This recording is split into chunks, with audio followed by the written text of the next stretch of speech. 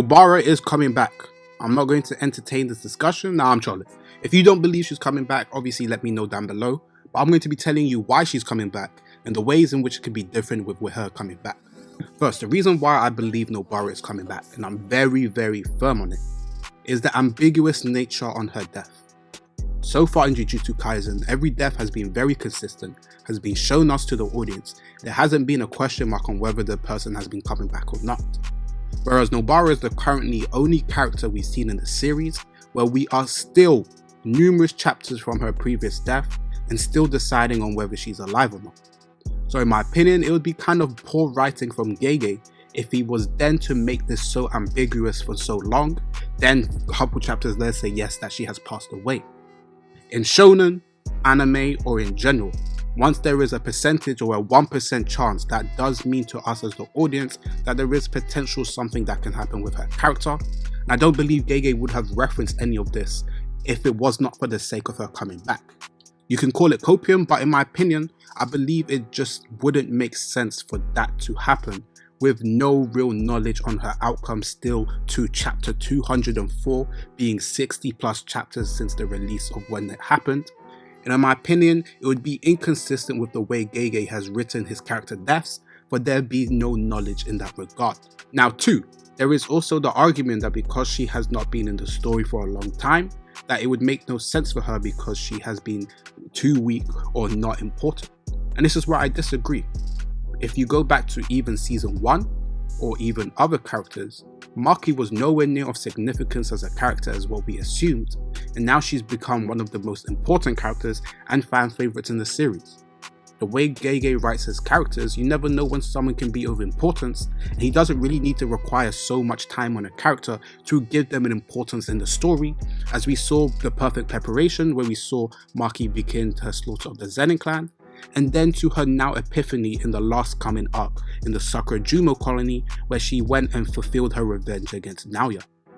I think as if the way Gege writes characters, you don't necessarily have to spend with them a long time for them to be significant, and especially as someone who is an important person to the main cast, and one of the 3 most important characters in regard to Yuji, Megumi and Nobara, with Gege to not have made a bigger effort in bringing back Nobara, in my opinion. And now the third thing, her death conclusion and how it went in the manner.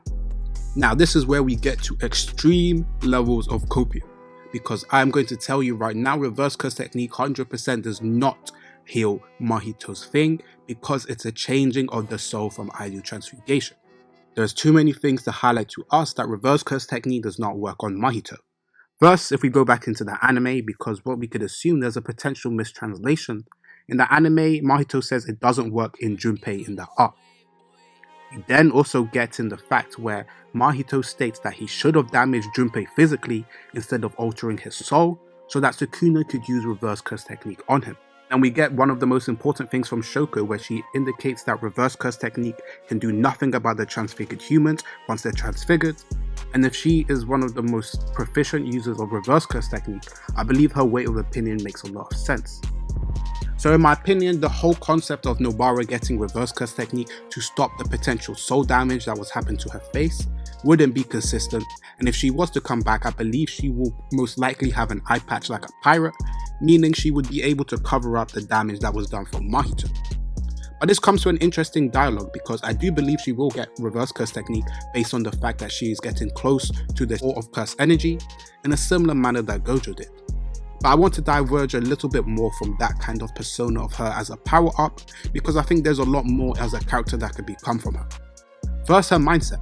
One of the most interesting things that we got in regard to her mindset was her contradictions and conversation with somebody such as I don't remember her name, but the flying girl in Kyoto. So when they were talking together, she was talking about the beauty standards and the harsh realities of women in Jujutsu society. And I think this could be something that could contradict potentially Nobara, who potentially now with losing half her face, could feel that same impact.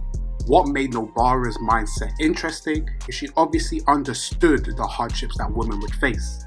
Her whole respect for Maki and her character and why she was such a big fan of her showcased that because she understood the hardships that Maki would face. However, this was more of a motivation for her to focus on her ideology of being strong and not focusing on those things against her, and coming from the countryside to now in the main city, it gives her a whole new opportunity to be able to showcase this, and I feel like this kind of mindset will be challenged as she comes back as well. I believe that contradiction won't necessarily impact her as much, but it could further give us an indication to that whole conversation all the way back into the school festival. But more than just that, I think her personality and how she will act will potentially get to the point where she nearly lost her life, as well as seeing the stakes of how everything is going and how, for example, Yuji has been broken down, how potentially Megumi, if he should lose his sister with Sumiki, would be in a worse place, and how she may feel responsible to an extent that not being able to impact or help her respective friends in the biggest time of crisis due to unfortunately getting caught off guard by Mahito. I think that dynamic could be interesting, as well as her own personal POV with learning more of her technique and her own struggles of being a Jujutsu sorcerer in the first place. She was someone who didn't want to be a Jujutsu sorcerer and was more recommended from her grandma, who kind of pushed her to become a Jujutsu sorcerer. We also know in the data book that her grandma is the person who she inhabited her technique from. So there's potential things that we can learn from her grandma is one, where she's a previous Jujutsu sorcerer who has ties to the Jujutsu Kaisen people that we've seen in the series, or she's just someone who managed to learn Jujutsu and is just from the countryside and is just a random anomaly in that regard. Regardless, I think those are pretty interesting things in times with her character and things that I would like to see explored. However, that does not mean that Gege will explore them. However, I do think they will give them good realms for her. 1, to get a training arc to be able to become stronger. 2, to be able to understand her purpose as a Jujutsu sorcerer, because out of the main 3 trios, she has the least explored mindset in terms of her POV of a Jujutsu sorcerer. It's mostly been focused on she wants to feel pretty when she's fighting and to do whatever it is she wants to do. I feel as if that's a very standard kind of mindset, and it could be challenged even more and expanded upon, especially after the hardships that she's faced. Now it comes to potentially her even Jujutsu knowledge buff. Currently, she has a very good understanding of Jujutsu, and even her core of curse energy and curse energy reserves were pretty good, especially with her using her technique of the straw door and resonance. I think the technique could be very used well, especially if she gets to a huge power buff, being able to understand the core of curse energy, in tandem with other things such as maybe a maximum technique. The reason I say maximum technique rather than domain is while she doesn't have necessarily the Jujutsu knowledge of somebody such as Megumi, who even still at this point of the series still hasn't managed to complete his domain. I don't think it would make narrative sense for Nobara to learn a domain before Megumi, who is 1, a person who has the highest Jujutsu knowledge after the trio, 2, has been seen as a prodigy, 3, has a potential that far surpasses probably the main cast that we've currently seen, and he just has the better understanding with the fact that he has a technique such as the 10 shadows, which is one of the key 3 techniques from the 3 big clans. That's why I lean to something more of a maximum technique, which is something that hasn't been explored upon enough, and it would be something that could differentiate the trio from each other. Yuji's focus on using Black Flash and potentially inheriting Sukuna's techniques, Megumi's focus on more Jujutsu knowledge stuff with being a user domain user, could potentially tame Mohoraga for the first time, has multiple things with his 10 shadows, and then we could get Nobara, who has obviously used Black Flash as well, but her main thing comes from her technique, and if she was to then use a maximum technique, we could have key traits for each of the main trio doing something different.